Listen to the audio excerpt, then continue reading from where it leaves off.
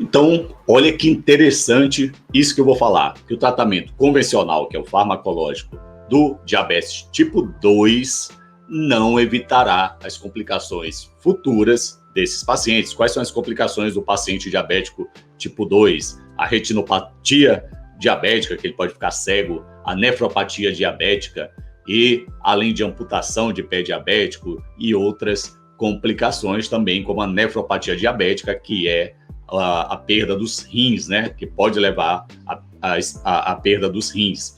Então, esses trabalhos aqui, que eu estou colocando aqui no lado, eles verificaram os negócios um pouco que chocaram a comunidade toda de endocrinologia no mundo todo, né?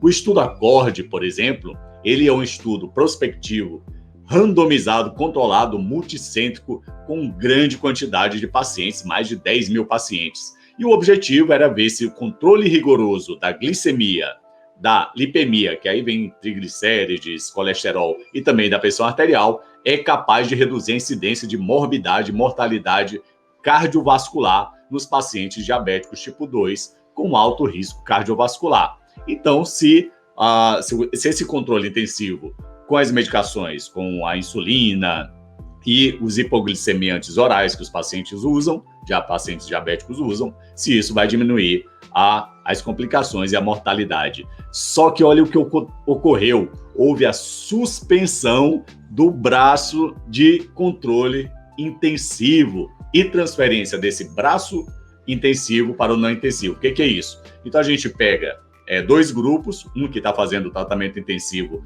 com essas medicações e o outro que não está fazendo o tratamento intensivo. E esse que teve o tratamento intensivo dos pacientes com diabetes com tratamento intensivo, houve a suspensão porque estava matando mais no braço intensivo. O peso era 10 quilos maior no braço intensivo e o desfecho primário, que é a incidência de AVC, infarto ou morte cardiovascular, não foi diferente entre os grupos. A gente vai explicar mais tarde, um pouquinho mais tarde, por que isso aconteceu, por que a medicina precisa mudar um pouco a forma de tratamento do paciente diabético, tá? Então, o outro estudo, que é esse aqui, que é o VADIT, né? Ele foram 1.792 pacientes. E esse braço intensivo, que está fazendo tratamento intensivo para os pacientes diabéticos, eles usaram principalmente a insulina e a rosiglitazona, tá? A maioria deles usou a rosiglitazona. E a insulina também. Então, quais foram os resultados?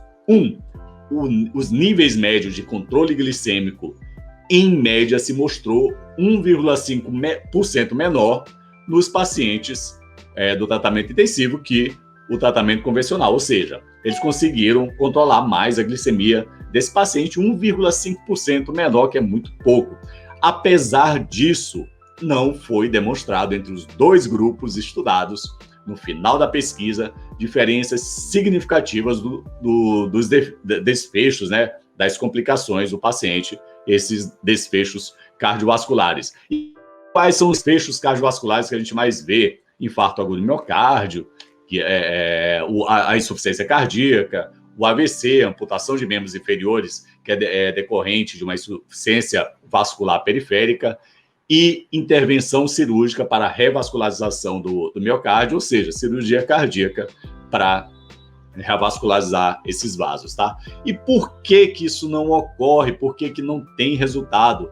Pois dá insulina para o paciente diabético. Qual o problema do paciente diabético? Ele tem hiperinsulinemia, só que ele tem resistência à insulina. Só que se você der mais insulina para esse paciente, vai piorar mais ainda a resistência à insulina, a resistência insulínica desse paciente, e ele vai começar a ter complicações por causa disso. E é por isso que ele engorda, porque tem que produzir cada vez mais insulina, e a gente sabe que a insulina causa retenção de líquido, e também é ele que coloca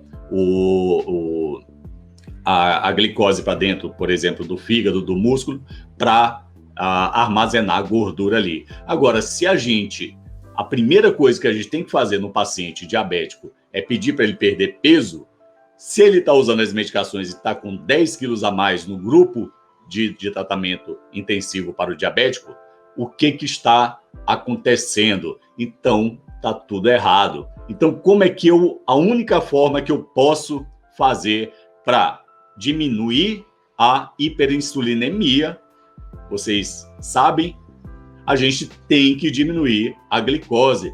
E como é que se diminui a glicose?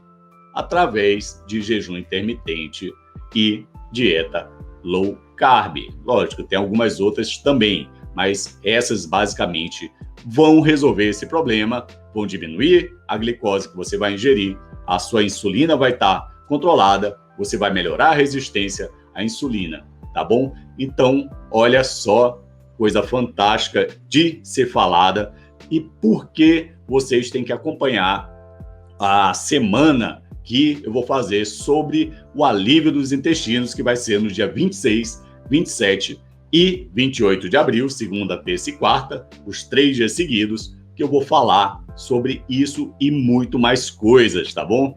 Então inscreva-se nessa semana que a gente vai te dar umas dicas aí fantásticas.